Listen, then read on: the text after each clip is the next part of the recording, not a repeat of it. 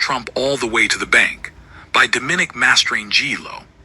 President Trump's newest high-profile foil is South Park, the long-running animated show that has been packing episode after episode with raunchy and sometimes violent jokes about the president and members of his cabinet. The mockery has been no holds barred and has included depictions of Trump in bed with Satan, Department of Homeland Security Secretary Kristi Noem shooting cute cartoon dogs, and Dora the Explorer giving a massage at Mar-a-Lago, Trump's resort, Florida. It has not gone unnoticed.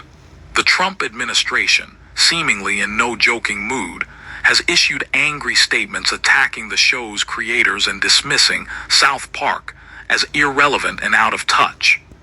Entertainment business and political observers, however, say the fight may be breathing new life into the politically incorrect satire program and providing the comedians behind it with more fodder for their weekly shows than ever. This in some ways feels like two rival TV shows fighting with one another, said Matt Sienkiewicz, chair of the Boston College Communication Department and an expert on pop culture and comedy.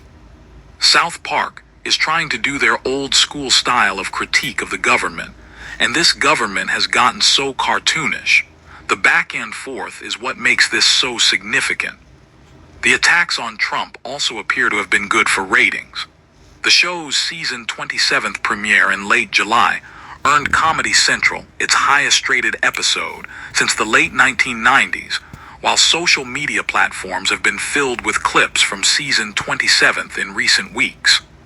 The White House this week declined to comment on the show's sustained attacks, but a West Wing official sought to dismiss the show's relevance after its season premiere late last month mocked Trump.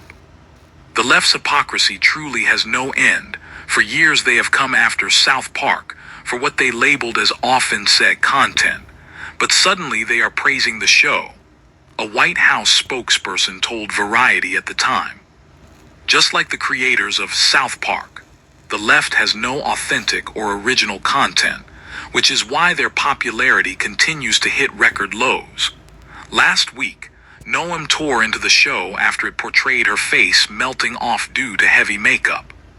"It is so lazy to just constantly make fun of women for how they look. Only the liberals and the extremists do that," Noem said. The show's creators, Trey Parker and Matt Stone, responded this week by publishing an alternate ending to last week's episode on social media, showing Noem walking into a pet store and killing dogs inside with a gun. Noem received criticism last year after she revealed in a book she put a family pet down after a hunting trip. Jim Mendrinos, a comedy writer and a producer at Gotham Writers Workshop in New York, suggested the Trump administration, by responding so forcefully, is handing Parker and Stone a gift. "This administration has no sense of humor," Mendrinos said. "And any good comic knows if you are under somebody's skin, you are going to burrow in. That is the essence of roast comedy, and that is what they are doing here." To be certain, South Park has a long history of mocking prominent politicians and figures on the left, from former Secretary of State Hillary Clinton to former President Obama. The program has sparked controversy and backlash from progressives on multiple occasions during its more than two-decade history on the air for its satirical representations of religious figures, extensive use of racist language, and ribbing of climate change activists. But the recent tension with the president and leading MAGA figures comes at a unique moment both in national politics and the business of entertainment. Earlier this year, Parker and Stone signed a 5-year streaming deal with Hollywood giant Paramount, which owns Comedy Central, worth more than $1 billion.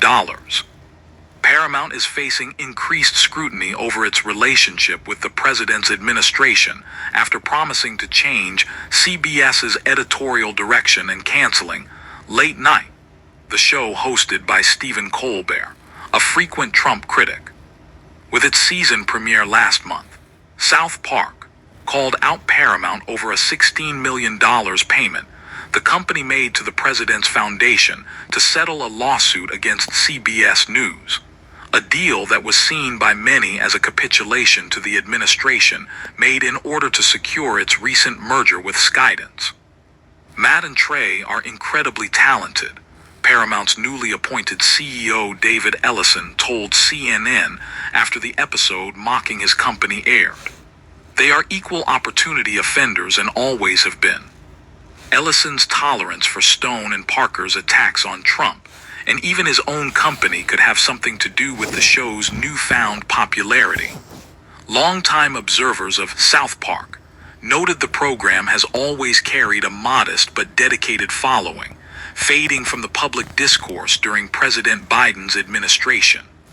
Some attribute this to a decline in linear cable viewership, the creation of more animated comedy shows on other networks, and what some regard as a slower churn of political news over the last 4 years.